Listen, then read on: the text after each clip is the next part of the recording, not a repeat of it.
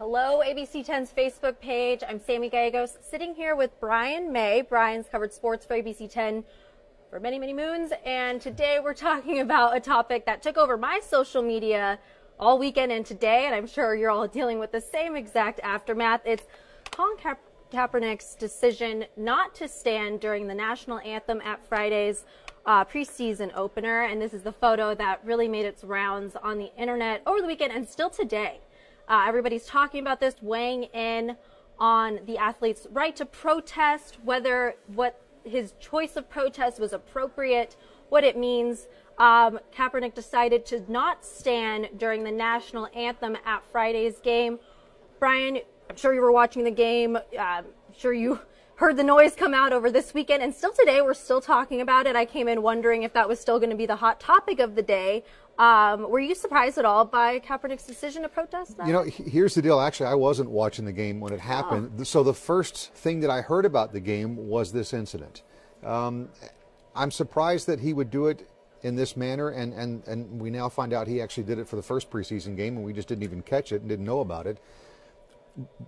Listen, First Amendment, you can protest all you want to. The 3.5 hours that you're paid to play football on Sundays should be go to work time. Mm-hmm. And so if you want to protest, if you want to start a movement, if you want to do whatever you want, that's fine. Saturday, on any other day, and this is not a Sunday, but we'll say Sunday because that's when football normally plays. Don't do it during game time. That was my first reaction. Was now you've involved your teammates, now you've involved the organization, and I know that's probably what he wanted to do, but play football for 3.5 hours and leave that other stuff elsewhere. And this has been something the topic that he's protesting, you know, making a position, public position on, is something he's done in the past. Right. I've heard on Twitter he's very vocal on these issues. And that's fine. He's been very socially active on expressing his views, on expressing his displeasure with what's happening with incidents across the country. And again, that's completely fine. That's exactly what social media is for. Mm-hmm. And as a well-known athlete and quarterback of the 49ers, that's what you should use that platform for, if that's what you're passionate about. But don't do it during that game time. Especially a game with a lot of eyes on it. You know. Yeah, it was a preseason game. I get that. But he's saying he's going to continue this until there's a change. Change according to who? According to Colin? I mean, at what point does he say, okay, I've seen enough now? Does he keep this going all season long? And again, I'm okay with the protest. I'm not okay with the timing of when he did it. Mm-hmm. And I'm just going to quickly go into some comments that were happening. So after this happened over the weekend, there were, you know, media firestorm in the locker room. You know, quick turnout today, facility to talk. This was Jennifer Lee Chan, who does media for the Niners, and she was just giving a debrief. This was Saturday during their warm-ups. They had a meeting yesterday. It was yesterday, Sunday, excuse me. I'm still getting weird on the timeline. So that was to clear the air with his teammates, because as you said, I don't think that the team had a warning before he did this protest. They might have expected it because he's done it previously. But yesterday, he kind of cleared the air with his teammates. Many spoke about the team being supportive of his right to choose, you know, so things seem to be on better terms with his teammates, at least. And I don't know if you have anything to speak to that. Well, he spoke in front of his locker for 18 minutes yesterday, and which for Colin Kaepernick is an extremely long time to speak. He's not normally one that really enjoys the whole media aspect of being a quarterback in the NFL, but he stood in front of his locker yesterday and he spoke for 18 minutes. And one of the comments, and really the one comment that I took most exception to with what he said yesterday, was, "This is not a distraction to my teammates." No, it is, because there's 30, 40 cameras on a Sunday when you're not playing in your locker room doing interviews, and most, if not all, of your teammates are now being asked about this. It is now a distraction, which again is why don't do this on game day, and this is not a problem. So nobody was going up to him before and saying, "Colin, you posted something on social media. What did you mean by that?" That wasn't happening. But the fact that he chose to make this stand on a game day, during a game basically, now all of his teammates are involved when they probably don't want to be.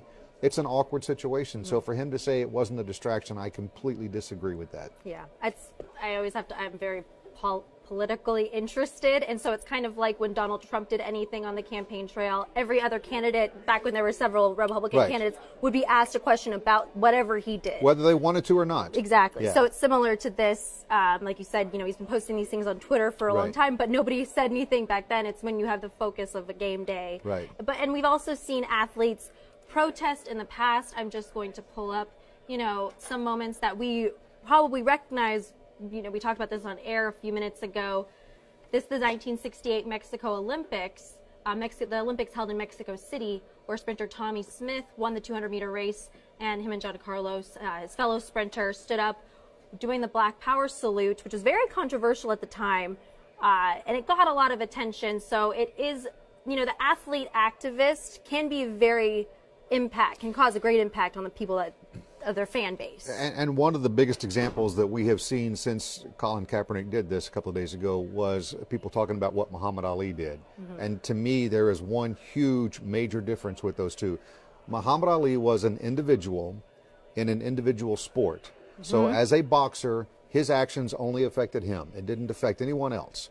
What Colin Kaepernick, again, and I go back to his teammates now, what Colin Kaepernick did has affected normally 53 players on the roster. Right now, because of the preseason, there's even more than that. So it's comparing apples to oranges, in my opinion.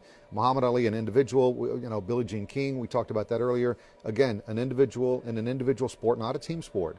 So your actions are only affecting you at that point in time. And again, that's why I take exception to him saying this is not a distraction to his teammates. And it's another thing that I was bringing up when I came into the newsroom today. We've been seeing so many negative headlines in terms of the 49ers, their game, not so much the controversy of the players, just how they're doing as a team. Since 2012, they've really not been doing too well. No, not at all. And so, there's been, and the position of Kaepernick's been in question for a while, whether he's been a good quarterback or not. And now, if he, so I want to just talk to you about that. How is he as a quarterback at this point? This is the first time he's hit the field in about a year. Well, I mean, physically, how he is as a quarterback is probably the hardest question to answer. He didn't play in their first preseason game because they said, as they described it, he had a dead shoulder. So, like, physically passing was something that he couldn't do.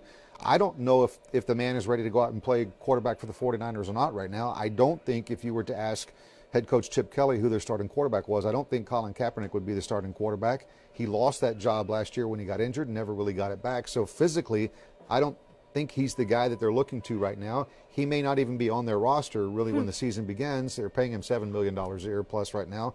But physically, I think there's huge question marks with that. And again, I don't want to tie these two together because they're completely separate. I don't think Colin Kaepernick, his job on the field, is going to be affected at all by him not standing up, nor should it be. Yeah.